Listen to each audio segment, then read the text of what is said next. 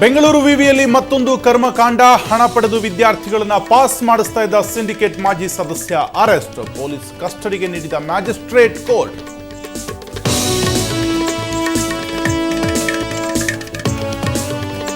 ಕೊಪ್ಪಳದ ಗುಡ್ಡದಹಳ್ಳಿಯಲ್ಲಿ ತೀವ್ರಗೊಂಡ ಕರಡಿ ಹಾವಳಿ. ಕಬ್ಬಿನ ಗದ್ದೆಯಲ್ಲಿ ಕೆಲಸ ಮಾಡ್ತಿದ್ದವನ ಮೇಲೆ ದಾಳಿ. ಜಾಂಬವನನ್ನ ಹಿಡಿಯಲು ಅರಣ್ಯ ಇಲಾಖೆ ಸಿಬ್ಬಂದಿ ಹರಸಾಹಸ.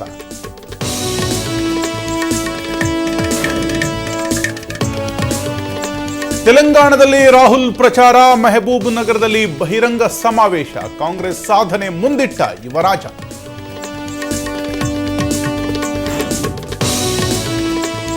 ಗೋವಾದಲ್ಲಿ ಗಣಿಗಾರಿಕೆ ನಿಷೇಧ ಪ್ರಕರಣ.